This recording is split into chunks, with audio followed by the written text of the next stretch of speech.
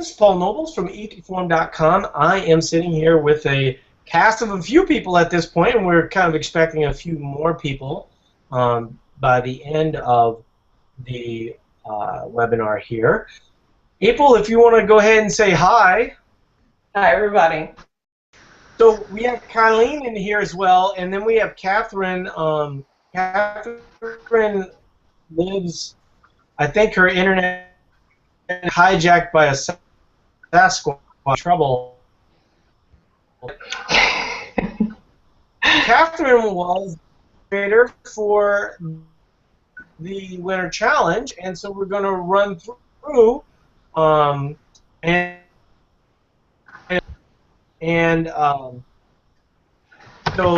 rather than waiting for everybody to show up, mute your mic. A little feedback from you. I'm going to go ahead and still. This goes a little bit in this for a while. Things are going early on. Okay. So, microphone that might be initially while I start challenge.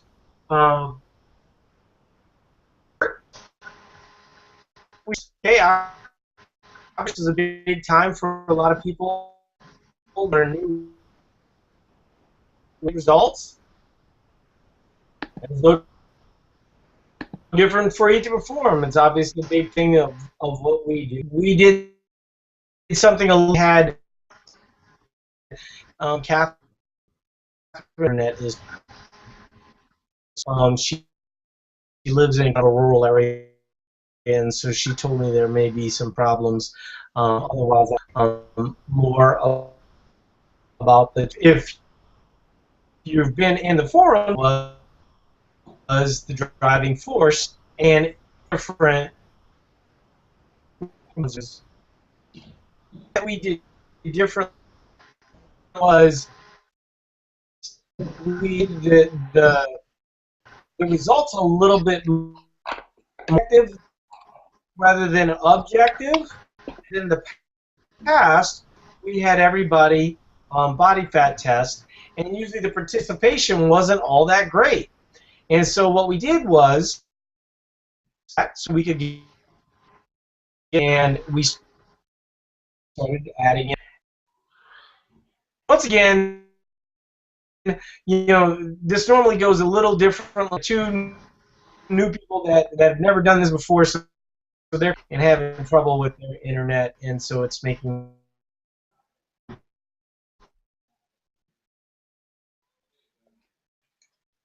like what you saw in the forums over the last couple months, and you know, without giving away all the secrets, just talk about how different it was compared to the challenges in the past. I'm not even sure April hears me. Your internet is really choppy. I heard the last bit, so I think I know what your question is. This challenge was just completely and totally different than the other challenges. It was more of a group participation. Everybody stayed, you know, pretty much excited from the very beginning to the end. You know, I kind of watched, and I think Catherine did as well.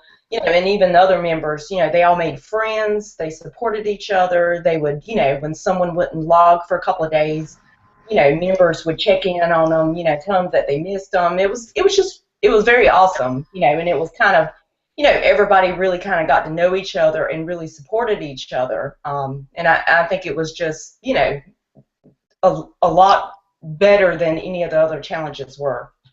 Yeah, I mean, one of the things that we tried to do this time around was we gave away roughly $1,000 a week in prizes, right? And the whole goal of all those giveaways, which was a lot of work on Catherine's part. I mean, I have to tell you guys, I mean, without Catherine, you know, that was such a huge addition to, you know, what we did here. And so, Catherine, did you want to try and speak and see if we can get your audio? Because obviously you're the challenge queen. See, her internet's really not working. Okay, so we're just gonna kind of take over, but the long story short is we brought in a lot more prizes. We wanted to get you guys enthusiastic about it. We gave away a ton of Eat to Perform gear. We gave away a ton of Reeboks, and we mentioned at the time that we were going to give away roughly $5,000, and we've come real close to giving away that amount. Today's class, we're going to kind of put the nail in that coffin, because we're going to announce the winners, and you know, some of the people aren't going to be here, which is fine. We've kind of sent out a link, and obviously we're having some troubles. But long story short, we're going to start with the teams, okay? But and some people are saying that it's my audio. I honestly think that my audio is being affected by all these people jumping in and out. And so I hope that that's okay with you guys, but it may ultimately be a problem in the playback. And if it is a problem with the playback, we'll just upload the video. Let's see. Kim Christian's saying Paul's audio sounds perfect to me. Okay, so the first thing we're going to announce is the team winners, okay? And the awesome thing about the team, I have to tell you guys, when we started some of this, you know, we had the leaderboard, which was really exciting because we got to see everybody post their stuff. And then, you know, it's a competition that is basically you against you. And so you're not really, like, against other people. You're just trying to get better than you were previously, right? And so the one really cool thing was that the team competition really took off. Like, the people that were on the diamonds and the spades and the hearts and the clubs, they just all started to really embrace it, and then they started to create their own workouts, and then they would compete against each other, and that was something that honestly, you know, was just magical, right? I mean, like, you think of this type of stuff, and you think of, wow, this would be really cool, and then people take it another step farther, and so moving forward, that's become a really big part. We've already started our March challenge, and you know, we have our own leaderboard for those workouts. So that was something we never even thought of, right? And that became, you know, something that's going to be entrenched, and so we're really super excited, everybody that participated. So what we did was, we had so much participation, so much spirit, so we randomly picked a team that won, and that team was the clubs team. And so what you guys won is you won the Science Lab rat t-shirts, the Lab Rat t-shirts. And so we're still having the Lab Rat t-shirts made. Okay, you will probably have the option to just get a regular t-shirt from Eat to Perform if you want it, but you could also wait for the Lab Rat t-shirts, which is going to be kind of a fun thing. So if you were on clubs, you won a Lab Rat t-shirt. And so Catherine will get you the information. You guys will send her the stuff.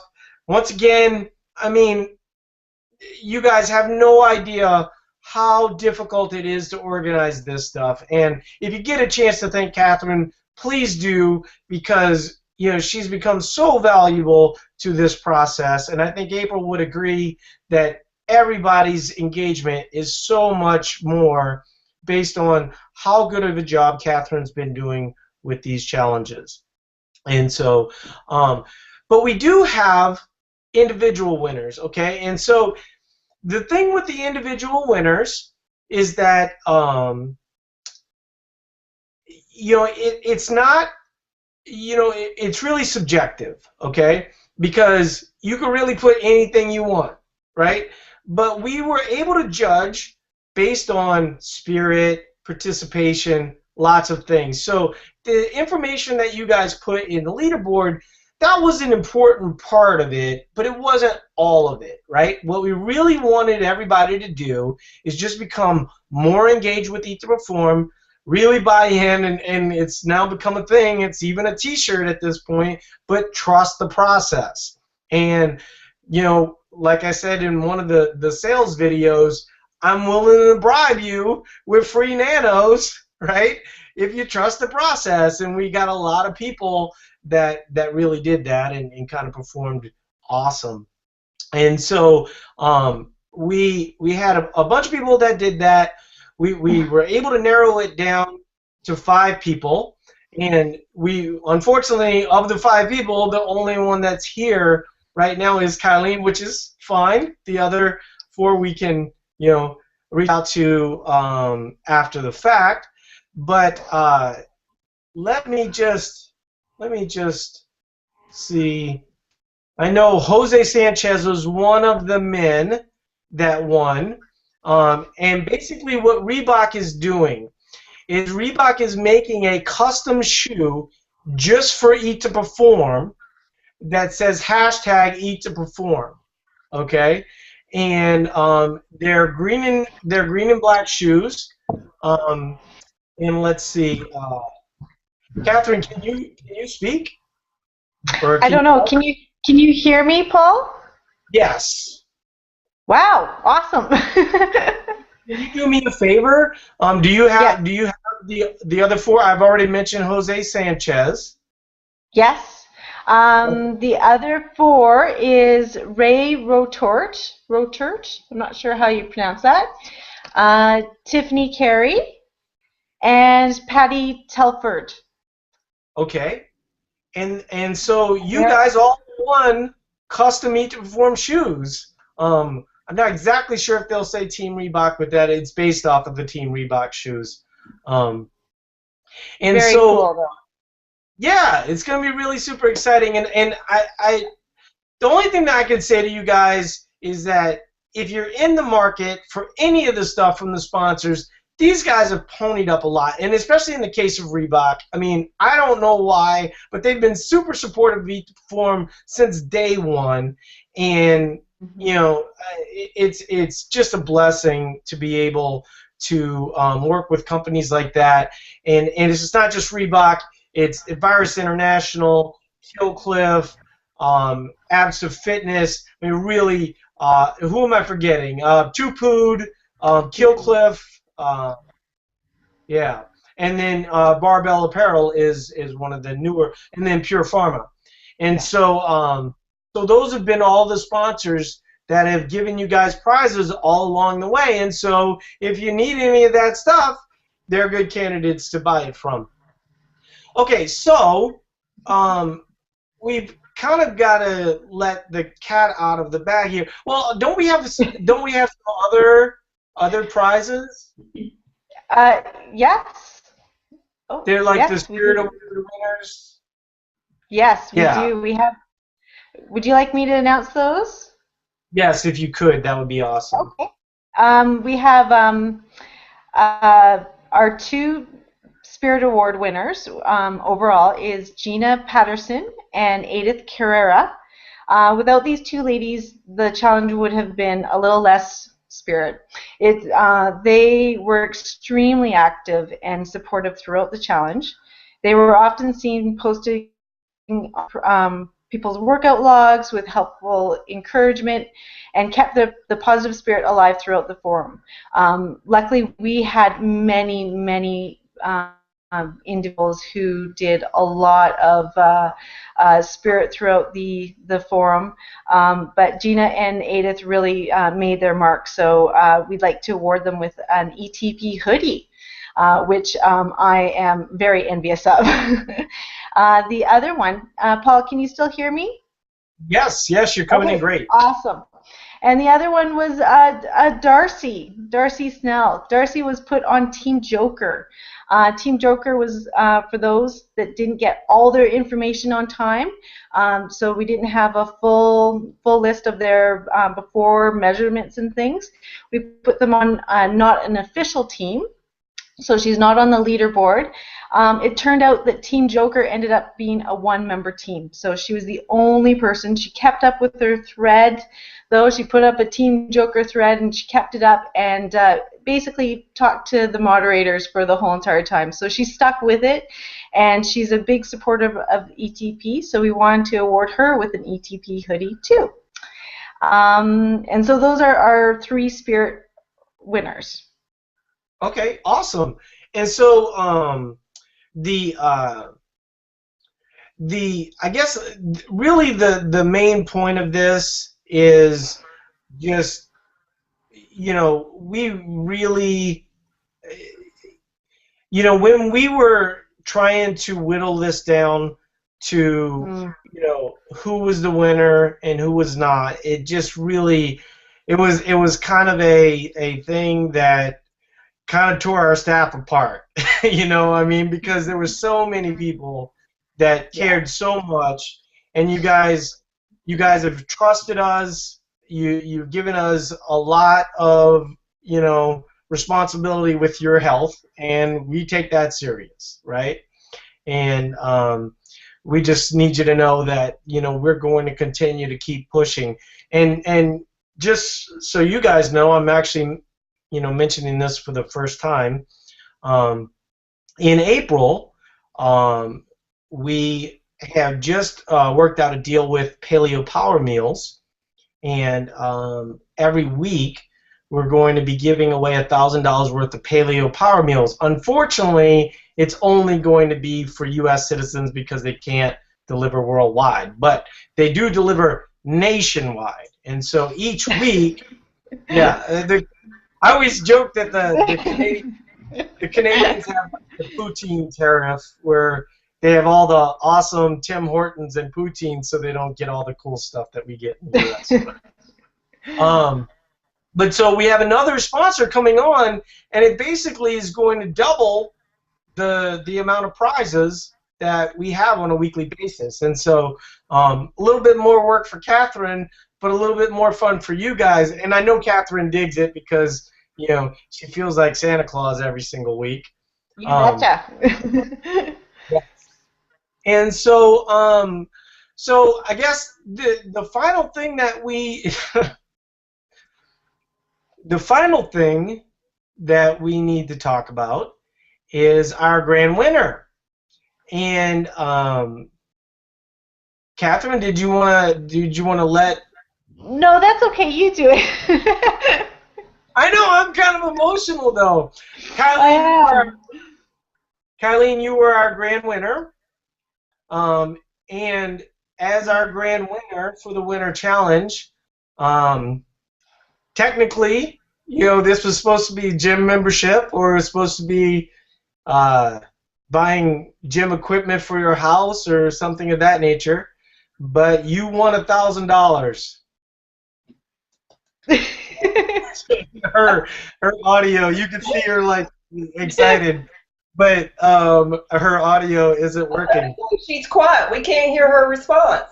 No. Well, I can hear her response. She's like really super happy, but it was a really difficult decision for our staff, because there were so many people that did a really good job. Yeah. But when it really all came down to it, Kylene really stood out, and we thought that she deserved to be recognized. And like I said, she wins $1,000, and so she can do whatever she wants with that. But in theory, it'll make gym memberships, gym equipment, whatever it takes, a little bit easier. So that's pretty much it. We've kind of that ends our Winter Challenge. We were super excited to have it end. Yeah, and we're also super excited for all the future stuff, because our goal is to really just increase that participation and make sure that you guys understand that it's a big part to have so many people involved. And so I appreciate everybody being here. Kylene and Catherine, you're more than welcome to leave. Kylene, you're happy you can do a happy dance or whatever, but we'll reach out to you afterwards and then kind of make arrangements for you to get the prize. But congratulations, you did an awesome job. What were you saying, Catherine? Yes, can I just say congratulations, Kylene. Thank you so much for your participation in the challenge. It's been I'm gonna tear up, but it's been really special, and thank you. Yeah. Yeah, you're That's getting me. it. So April, before we end the winter challenge, is there anything that you want to say? I mean, obviously the forum has been your baby since day one. Um, you know, I mean, to see it kind of come to this type of fruition, I think it's got to be a big deal. I just think it's awesome just seeing so many dedicated people, you know, just putting in the effort and the consistency to reach their goals. And like Colleen, you know, she's doing it, you know, and it's just awesome. You know, they're happier, they're healthier, and they're getting better. You know, I Yeah. just think it's great. All right, well, why don't we move on from there? I appreciate everybody being here. Colleen, like we said, this is a celebration of the hard work that you put in. And so you are welcome. We'll see you guys in the forums and see you in the social group. Edith is also saying, thank you for this amazing experience. Congrats to Colleen and all the winners. Thank you for Catherine for all the hard work. Thank you so much for the hoodie. I'm so excited. So, awesome. So, from this point on, it's going to be a little anticlimactic, and you're more than welcome to leave if you don't necessarily want to stay for the webinar. But from this point on, let's try and get some questions going. Was there anything interesting that happened from your perspective this week, April? Because we don't really have any questions, and so we might as well start some conversation. I guess all the awesome stuff with Yvette's progress I thought was great. She had actually reached out to me on the forum a couple of months ago, and I think she was a little bit embarrassed. She was like, "I'm on the cover of the magazine, and I haven't really been eating to perform." Yeah. And I was like, just don't worry, we could just pick back up, And her level of training had kind of, increased, and she kind of got back into it, and I just think it's, it just kind of goes to show, you basically can always, everybody goes off track, but you can just pick back up and still kick butt, and she looks better than ever, So it's just yeah. Go ahead. I think the big takeaway from Yvette's experience, and for those of you guys who aren't in the Science Lab Social, why aren't you in the Science Lab Social? That's where all the cool people hang out. I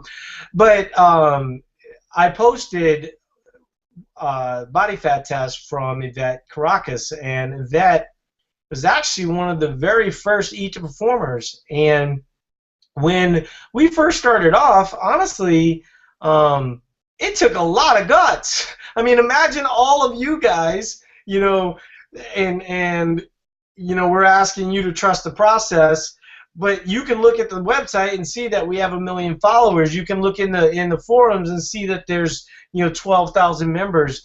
I mean, there's a lot of you can get a lot of confidence from that. The early people, though, they didn't have 12,000 people. They didn't have 1 million people. We were just talking about this, and it felt more right for them to do it. But early on, somebody like Yvette, we were. It wasn't a thing where we wanted, a lot of before and afters, because what we wanted to have people focused on was the fact that this could be a longer term process for you. So if you've been under eating for a long period of time, right? I think that's the special part of Yvette's journey, right? Is that she had to kind of get away from that restrictive way of eating, and it actually took, her almost 2 years to get the kind of results that she wanted in the end, and that's what I think, that's where, I mean, we know that's where a lot of people fail, right? That they have a real bad plan, they stick to that plan too long, then they show up to Eat to Perform, and for whatever reason, they don't trust the process, or they don't stick to the plan, or maybe they leave for a bit and come back. But when you kind of allow your body to adjust to eating more food, doing more cool stuff, there's a huge advantage to that. And so yeah, that was kind of a cool thing. The cool thing I think about it too is what you said is her progress was long term over a couple of years, but she was doing great, but she slipped back into the eat less for a couple of months, and then she was like, this doesn't feel right, and she came back, after a couple of months, back to Eat to Perform because it felt better, because her workouts felt better, and she had more energy. It's kind of one of those things, like what you said, you come from the undereating background and you think that is what you're supposed to do, and then once you start fueling yourself properly, it feels right, and sometimes you got that voice in the back of your head that says, I should go back to the old way, and then you kind of retest it just to prove that it doesn't feel right, that you need to come back. So I think it's kind of cool. And I think the other part that's pretty cool about her experience, and it sort of gets lost, right, in all the stuff that we talk about, because we get people eating the correct macros, and that's a big part of the journey. But we're not saying that you would never eat at a deficit, right? It's the fact that she was eating, she had a carb-sure diet. She started eating more. That's what allowed her body to, lose fat over time, right? And so certainly there was some dieting involved. Yeah, you know what I mean? And I don't think that should be viewed, and I remember talking to Yvette about that, like that should not be viewed as a negative. I mean, I just spent, from January to February, I cut from 180 to 170. That's just part of the process, but it's this constant dieting that ultimately ends up where you're kind of painted in a corner and you don't end up going up. And so so that was a cool thing. Steve was asking, is there a secret to preventing DOMS? And I would say that the secret to preventing DOMS is that there's really no secret. I think that, I mean, from my standpoint, if I have, and DOMS is basically delayed onset muscle soreness, and most people, think of it as lactic acid. It's actually not lactic acid. But what, on Sunday, as an example, I did squat session last week. I did squat session. Last week's workouts ended up being a little bit, I got a little bit more down. I mean, I was sore for probably 4 days before things started to get better. This Sunday, as an example, I did kind of a similar style workout, probably even a little bit harder than the previous Sunday, but because I had worked that area out, it wasn't near as bad. Now, talk to me tomorrow, it might end up being, it's always kind of like that second day ends up being the thing for me. I do think some things that you can do, though, are to eat an adequate amount of food. Certainly some level of carbohydrates is going to help for recovery. Eating an adequate amount of protein is going to help. Any thoughts that you have related to DOMS, April? No, I agree with exactly everything you said. Obviously, when you work new muscles, you're going to experience it more. Like what you were talking about, the squat workout, I usually squat once or twice a week. I added in some overhead, weighted overhead lunges, walking lunges, and I couldn't sit on the toilet for like 2 days. My butt was so sore.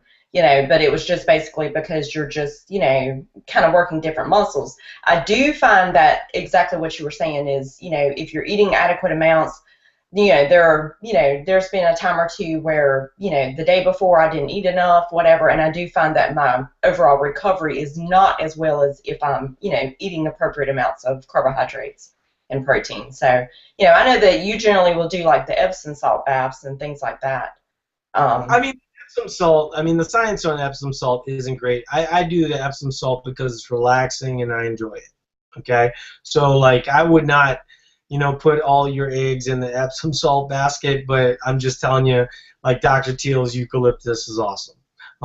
And you walk out smelling great, but I'm not sure that it's going to necessarily help your recovery overall. What I will say though is I think April hit on a key point. Is if you're doing lunges and you don't often do lunges, you're going to be more sore. That's a good thing and a bad thing. That probably means that you probably did some good things in terms of tearing down tissue and building up that tissue, which is one of the reasons why we try to have you guys eat, an adequate amount of food on the days that you work out, so you potentially, keep this new tissue that you're building. And so I would say that, if you wanted to like kind of affect DOMS positively, you would do the same things over and over again, and eventually your muscles would kind of adapt to that. But sort of what you're talking about is the secret of adaptation. And so if you can kind of use muscles differently, a lot of people, whether it's CrossFit or not CrossFit, they'll try and hit the muscle and almost kind of get a state of DOMS. They're almost seeking DOMS for that reason. And so I don't know that we really helped you in terms of like solving your DOMS problem, but I will say that if you're having DOMS, it's probably more positive than negative. So that would be something that I would feel at least somewhat positive about. If it's happening all the time, maybe some level of rest. We should have probably addressed that, right, April? Some level of rest and recovery would be in order. So if you're constantly sore, you're working out 6 days a week, maybe try putting together some back-to-back rest days. That might be something to think about. So Ashley's asking, I'm a little confused with control days. I was reading one of the forums and thought I was supposed to have a control day on a day I'm not working out. Is that correct? That is correct. I'm not sure why that would be confusing. But the basics of a control day for anybody that's new is you are eating less food, typically less carbohydrate. So as an example, for me, if I eat 250 to 300 grams of carbohydrate on my workout days, I would probably go down to somewhere in the neighborhood of 150. Usually it's anywhere between 100 and 125, kind of depending on how big you are. If you're a 120-pound woman, and you're eating 225 grams of carbohydrate, going down to 125 probably makes sense.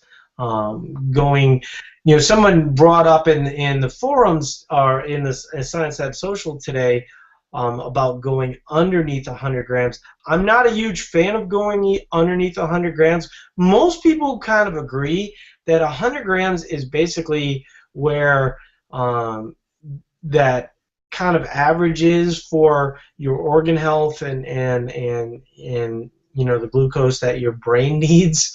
And so I feel like if you're not getting it at 100, you're really not even getting to par, and you're relying on a process called gluconeogenesis. And gluconeogenesis basically breaks down fats and proteins to get glucose, but it's not an efficient process for the body to do so. And so, so that's why we tend to recommend a little bit higher. There's instances where you would be lower, but in general we recommend higher than 100 grams. And most people who are eating, to perform, especially after a while. Now, initially, if you're just starting off and you're just coming into adding carbohydrates, and let's say you're eating 1,200 calories, and you see the calculator and it says you're supposed to be at 2350, right? You don't want to just jump in and do 2350. You want to slowly, gradually move up to that number.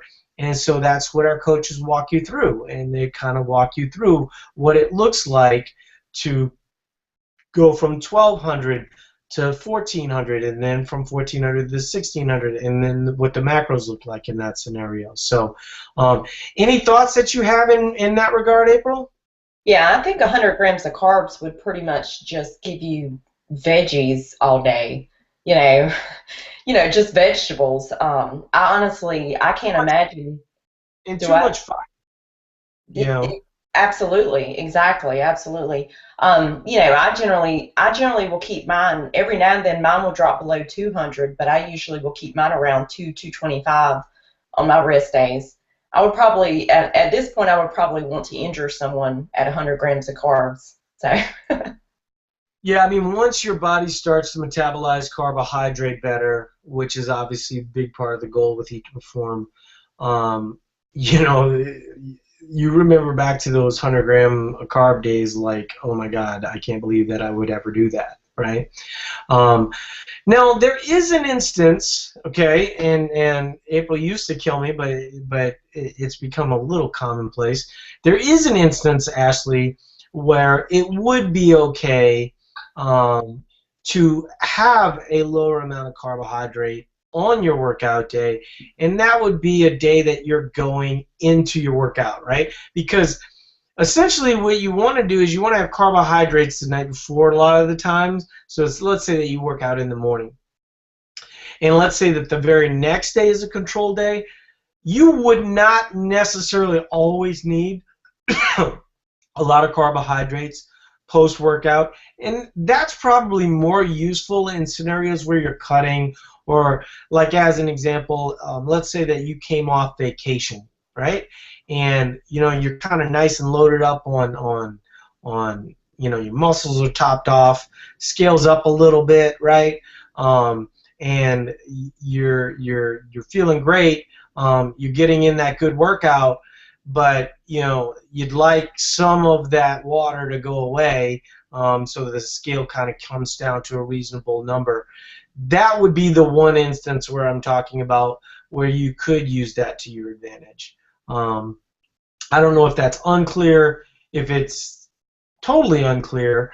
Even in that instance, I would still have some carbohydrates post-workout, just probably not, if normally you do 50 grams, maybe you might want to kind of keep it down to about 25 grams. One of the things that I notice, and I think a lot of people notice, is that when they have their carbohydrates and they lower their carbohydrates, for their rest days, if they get them too low, they start to have kind of digestive issues, almost like diarrhea type symptoms, and that would be one of the arguments for kind of keeping an adequate amount of carbohydrates in so you don't have these kinds of problems. So I hope that's not confusing. If it is confusing, you can always reach out to April in the forums, and she can walk you through it. I know April isn't always crazy about me saying that, but was I confusing there, April? No, no, I don't think you're confusing. I just don't like announcing on webinars because everybody hears it and then they like, oh yes, well I should do this. I think that should only apply under certain situations. Yeah. I think that. Here, time out. Just 1 second. I do it once every 2 months. I know, I agree. I just think that I'm not talking about you. I'm talking about, I know. You just want to think that some people hear something and they hear nothing else but just that one thing, and then you get to a point where you're trying to push the envelope on it. I think in situations like what you said, if you overate on vacation, or if someone has a very large amount of body fat to lose, I think that they can utilize it. But you have to be conscientious of doing that too often, because if I'm working out today and I don't work out tomorrow and I'm going to semi-control today, I'm going to control tomorrow. If I'm working out the next day, that workout, chances are, is going to be pretty crappy. So if I was to plan that, I would plan that assuming that that next workout was going to be a lighter workout, or, I wouldn't go do it whenever I was going to go do deadlifts or squats. I would do it, with a lighter, training session, so, things like that can, it can catch up with you. Well, like yesterday I did squats, right? I spent the weekend at Relentless where I couldn't really control what I ate, right? So, I had the normal Chipotle, but I mean, I had to have like the hamburgers that they had there. I had a piece of pizza that they had there. There was a numbers of food. I recall a root beer float at one point. But the long story short, I couldn't control the food that I ate. I mean, I could have super planned it out. I wasn't going to really worry about that, honestly. But what I did was, right, my weight was up. If you're in the Science Lab Social, I talked about this. My weight was up, okay? But I have a body fat machine in my house. And so the interesting thing about it is that my body fat was not up. Actually, my body fat was actually favorable at the higher weight, right? One of the things that I don't think people realize is I think that they see that the weight is down, maybe around a control day, and they go, oh, great, control day keeps my weight down. Actually, what a control day does is sort of sets up your body to be more insulin sensitive, and insulin sensitivity is a good thing.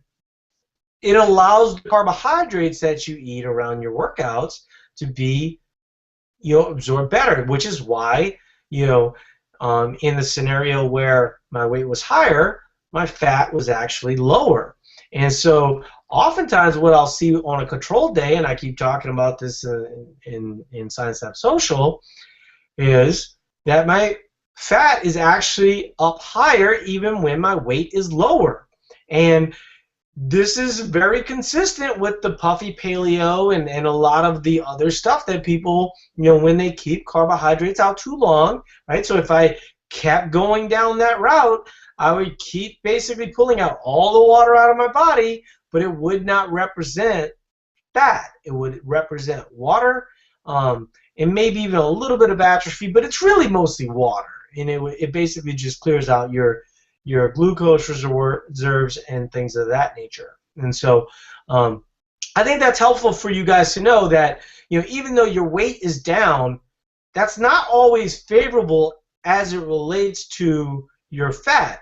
Now, during a cutting cycle, you're essentially making your body really super insulin sensitive, and like in my instance, going from 180 to 170.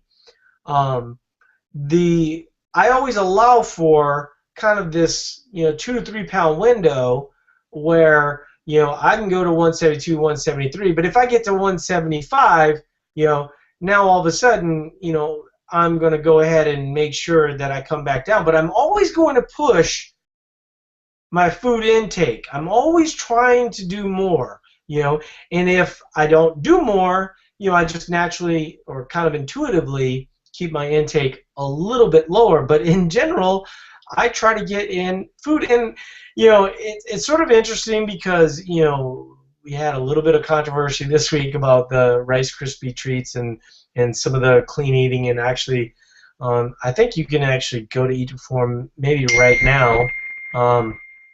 But I apologize for that. I don't know if I can close that out or not.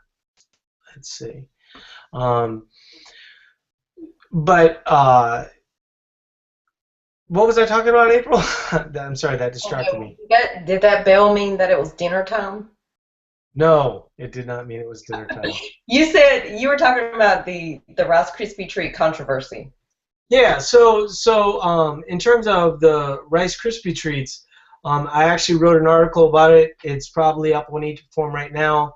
It'll be published tomorrow worldwide, and talking about why people post so many pictures of Rice Krispie treats and why Rice Krispie treats can be used for a positive advantage. Though I do not personally use Rice Krispie treats, I try and pack in a lot of other foods like potatoes and rice and things of that nature, and that's just because that's what works for me, and it's also a little bit of what I like, I don't necessarily like Rice Krispie treats. I know that that's sort of a sin in the Eat to Perform world. But as the I guess de facto leader of Eat to Perform. Yeah, it's just kind of weird. I know Kim's like, it's blasphemy. So anyway, there you go. There's that. But I think people are going to find it an interesting article. I do suspect we're going to have a lot of people. I think the title of the article is Rice Krispie Treats are more likely to give you abs than kale. My guess is we're going to get a lot of controversial people who aren't going to read the article, but I would suggest that you read the article, especially if you're kind of coming from a food purity background, and it's not an argument against whole foods. It's an argument for sanity. Basically, that's what the article is. So Edith was asking, she's been doing Wendler 531 either right before or after my WODs. I may need to adjust my schedule and split them up so I do one in the morning and the other after work. For example, I do Wendler at 6 a.m., then go back and WOD at 6 p.m. What's the best way to split up macros on those days? Would it still be 50 grams carbohydrates, 25 grams protein pre and post each session? I would not do 50 grams carbohydrate. I think what you're asking is basically for Wendler, you would probably do that fasted in the morning, so you would have your carbohydrates the night before. I would certainly have 50 grams of carbohydrates, 25 grams of protein post-workout. Okay, then what I would do is have some carbohydrates for the evening WOD, but I would not necessarily shoot it. No matter if I quit it or not, it still dings. Let me see if the notification. You mean pick up what you're going to say? And I think my opinion is actually the same. I would do 50 grams of carbs and 25 grams of protein post AM session, but I would not necessarily do 50 grams of carbs, 25 grams of protein pre for the afternoon session. I think if you have some level of carbs, a little bit, maybe like in a snack, or even some carbs in with your lunch, I think that you should be pretty fueled with the post-workout carbs in the morning and then a little bit during the day. And then I would do 50 grams of carbs and 25 grams of protein for dinner and use that as your second post meal is what I would do. Yeah, and I mean, you could essentially use the WOD as sort of a fat burning opportunity where you just wouldn't have as many carbohydrates, but you would have some, right? Exactly.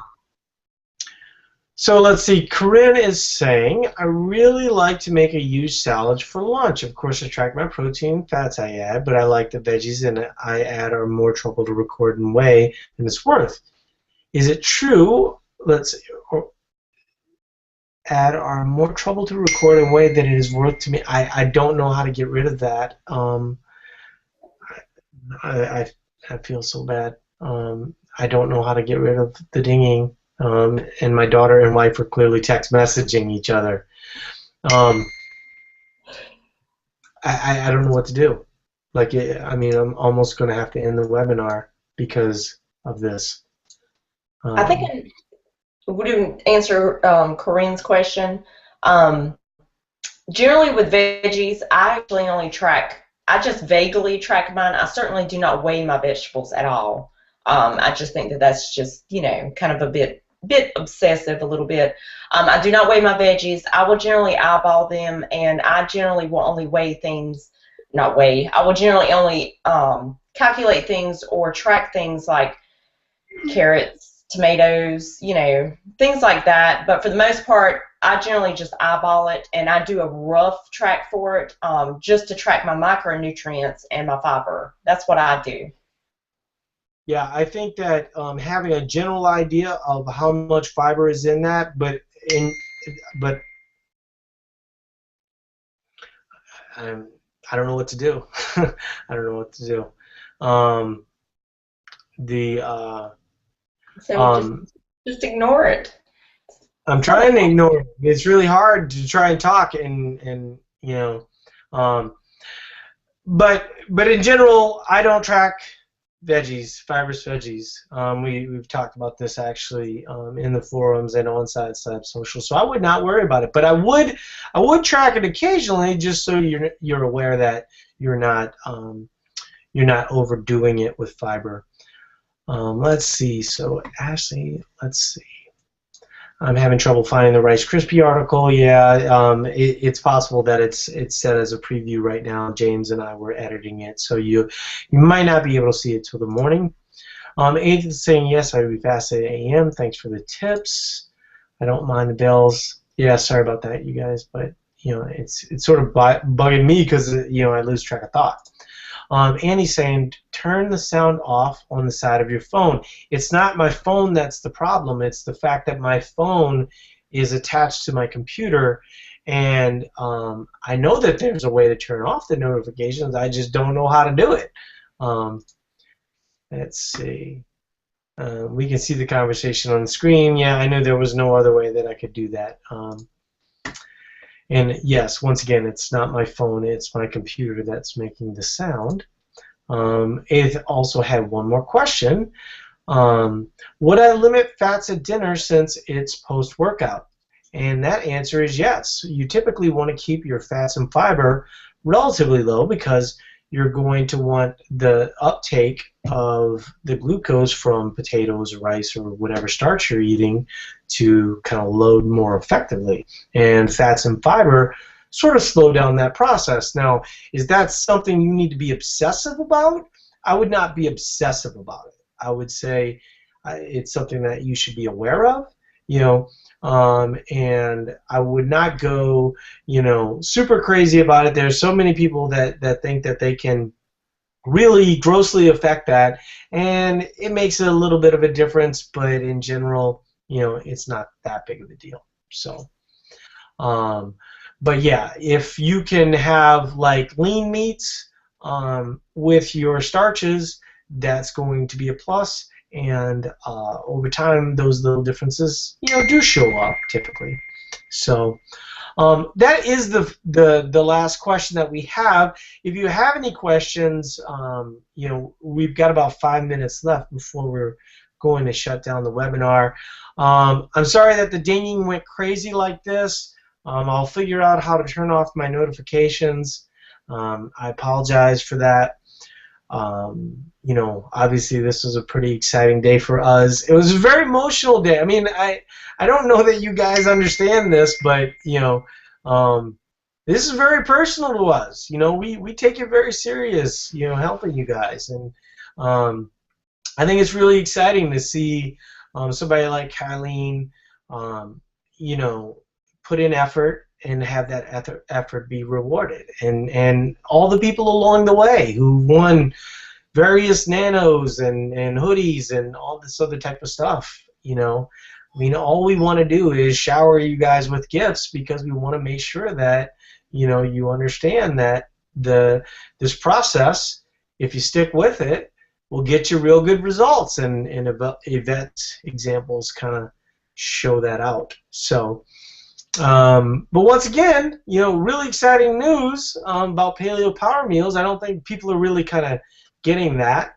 But that's, basically doubles our prizes, but it's also real food, and I think it's sort of interesting because, if you're a food purist, as an example, you probably think that we're not, because we talk about Rice Krispie treats and things of this nature.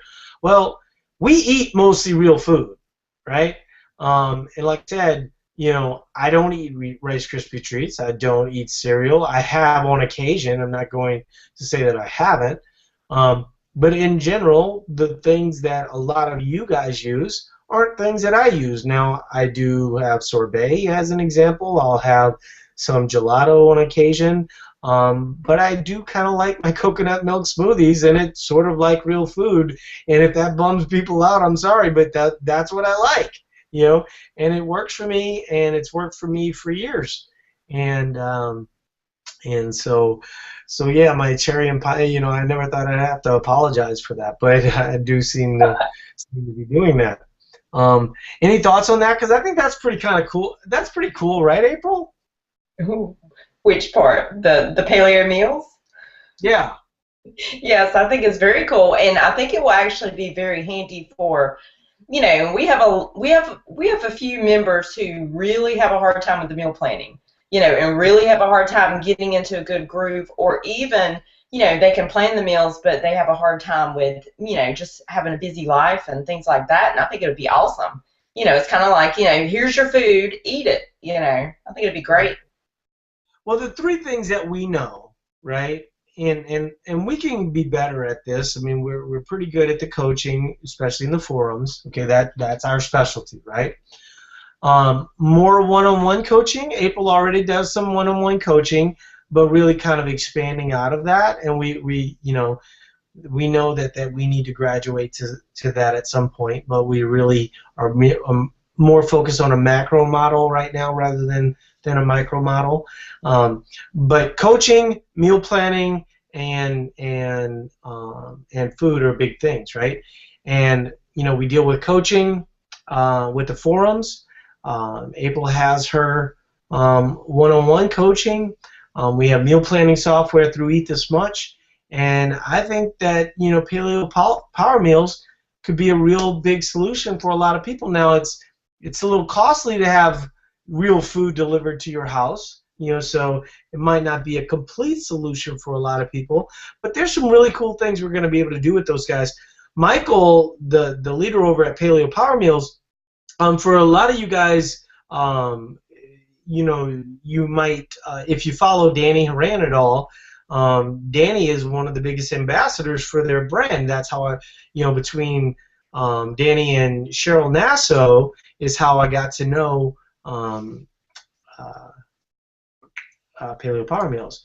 So Ashley is actually leading into what I'm about to say. She's saying one problem with Paleo Power Meals is there are no nutrition facts, and so it's hard to log in MyFitnessPal. So that's what we're going to help them do. Michael is very receptive to this, and he wants it done.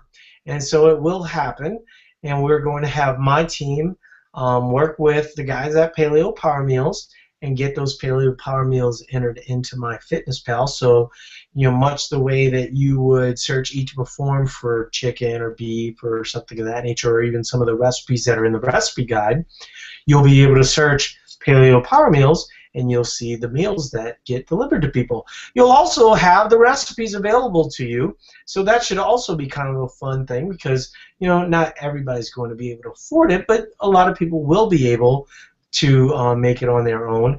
And like I said, Michael's a great chef, and so Ashley's saying that is awesome. She loves Paleo Power Meals, been buying them weekly for a while now. Very excited. It's probably going to take us close to a month to get all of their menu sort of into MyFitnessPal, but I did promise Michael we'd help him do it. Coming from a background of really not counting and really focusing on the quality of food, I told him we'd be able to help him out, and so we'll get people onto that. So I appreciate everybody being here. Very exciting night for Eat to Perform. I wish the dinging didn't happen.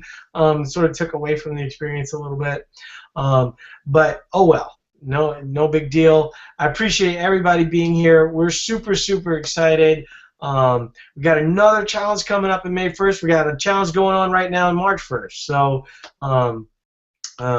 So great stuff. We're looking for bigger and better things along the way, and we appreciate everybody being here. And we are signing off. Talk to you later. Good night, everybody.